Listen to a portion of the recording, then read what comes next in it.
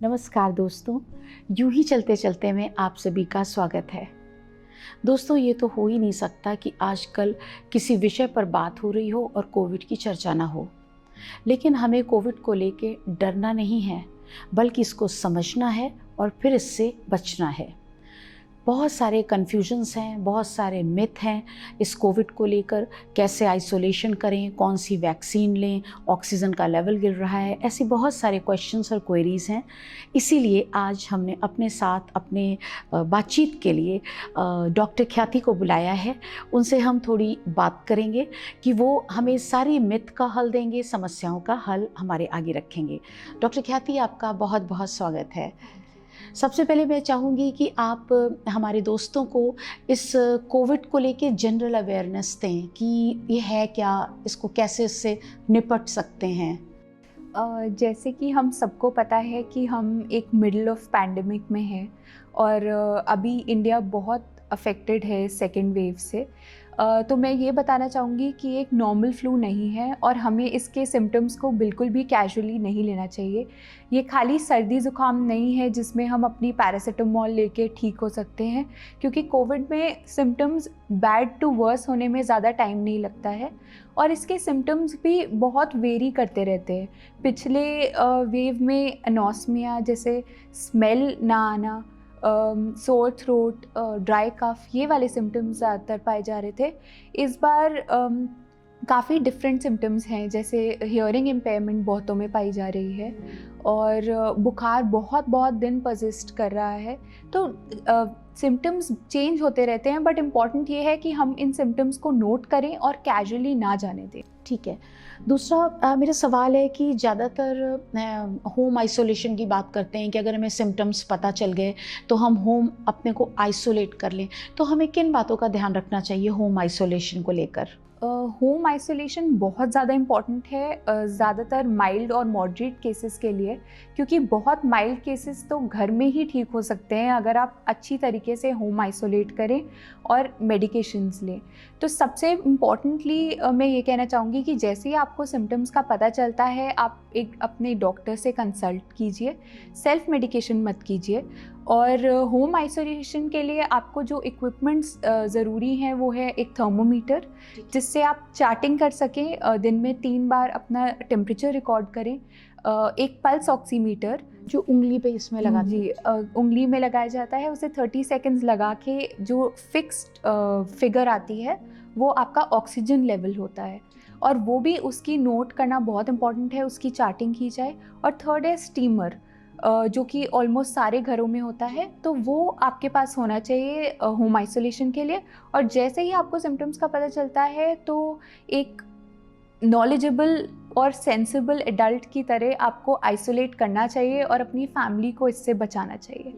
ठीक है। ये एक होता है कि तकिया वगैरह लोग लगाते हैं कि उससे ऑक्सीजन का लेवल, वो क्या है? ऐसा बिल्कुल प्रूव्ड है कि अनुलोम विलोम, जो कि योगा की एक एक्सरसाइज है, उससे ऑक्सीजन का लेवल बहुत ज़्यादा बढ़ता है। सिमिलरली प्रोनिंग एक पोजीशन है जिससे ऑक्सीजन लेवल बहुत ज़्यादा इंक्रीज़ होता पाया गया है। तो प्रोनिंग से ऐसा होता है कि जब प्रोनिंग पोजीशन होती है जिसमें आप एब्डोमेन टुवर्ड्स बेड होता है आपका, वैसे लेटते हैं, उससे आपके लंग्स के एल्वुलाई खुल जाते हैं और आपका ऑक्सीजन लेवल बढ़ता है। आप अपने नेक पे एक लगाएंगे, एक थॉरिक्स से लेके एब्डोमेन कवर करते हुए टिल नी, मतलब यहाँ इस पोर्शन से नीचे की तरफ, नी, और फिर उसके बाद अपने पैरों को सपोर्ट देंगे। ऐसे 30 मिनट तक ऐसे लेटेंगे, फिर towards right 30 minute, towards left 30 minute, और इसी पोजीशन में सेम 30 मिनट, और अपराइट पोजीशन में बैठ के 30 मिनट। ये आप YouTube पे भी देख सकते हैं, बहुत डॉक्टर्स आजकल अपलोड कर रहे हैं कि प्रोनिंग कैसे की जाती है, बट ये बहुत ही इफ़ेक्टिव है। ठीक है। तो डाइट का भी कोई खास ख्याल रखना पड़ेगा कि जो कोविड पेशेंट हैं उनको डाइट को लेके बड़ी क्वेश्चंस रहते हैं, क्या खाएं, कैसे खाएं? डाइट में ऐसा है कि बहुत ज़्यादा पाया गया है कि कोविड के कारण बहुत वीकनेस आ जाती है पेशेंट्स में, और दौरान ही नहीं, इन्फेक्शन के पोस्ट कोविड फटीग भी बहुत ज़्यादा पाया गया है। तो इम्पॉर्टेंट है कि हम एक प्रॉपर डाइट लें। डाइट में प्रोटीन रिच फूड लें, जो नॉन वेजिटेरियंस हैं या जो एग लेते हैं वो एग लें। वेजिटेरियंस के लिए बहुत ऑप्शंस है, जैसे स्पिनच और सोया, कोई भी जो प्रोटीन रिच फूड है वो आप लें।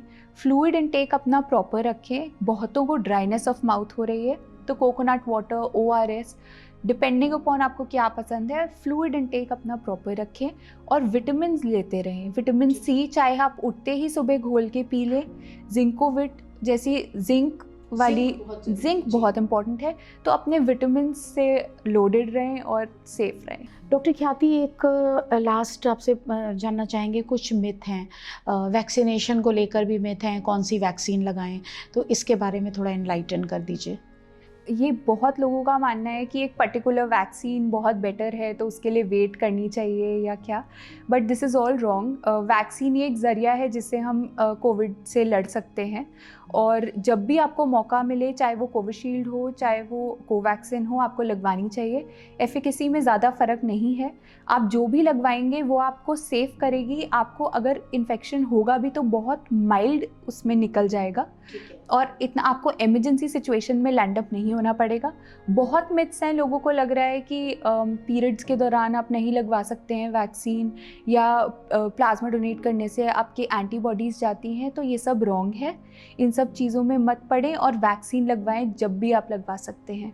और मैं एक रिक्वेस्ट करना चाहूँगी कि जो भी यूथ है और जिनको इन्फेक्शन हो चुकी है उनको, और वो with in 3 months of recovery में हैं, तो वो प्लीज़ अपना प्लाज्मा डोनेट करें, क्योंकि ये एक इमरजेंसी सिचुएशन है इन इंडिया, और इम्पॉर्टेंट है कि हम एक दूसरे के मदद आ सकें। और जो लोग वैक्सीन लगवाने जा रहे हैं वो अपना ब्लड ज़रूर डोनेट करें, क्योंकि वैक्सीन लगवाने के बाद आप 3 महीने तक ब्लड डोनेट नहीं कर सकते, और ऐसा भी हो सकता है कि ब्लड बैंक्स में ब्लड की कमी होने लगे। तो please be a super hero और प्लीज़ डोनेट ब्लड। हाँ, थैंक यू सो मच। आपने बहुत सारी जानकारी दी हमारे दोस्तों को, उन्हें पता चल जाएगा कि कैसे कोविड को लेके हमने अपने को प्रोटेक्ट करना है। तो दोस्तों, मैं आपसे यही कहना चाहूँगी, आपका बहुत बहुत धन्यवाद डॉक्टर ख्याति शुक्ला। तो दोस्तों, आपसे हम ये कहना चाहेंगे कि आप ज़रूर से मास्क पहनें और इसके प्रति लापरवाही बरत कर हीरो ना बने, बल्कि इससे अपने को प्रोटेक्ट करके सुपर हीरो बने। आपसे फिर मिलेंगे जल्दी किसी और विषय पर, यूं ही चलते चलते।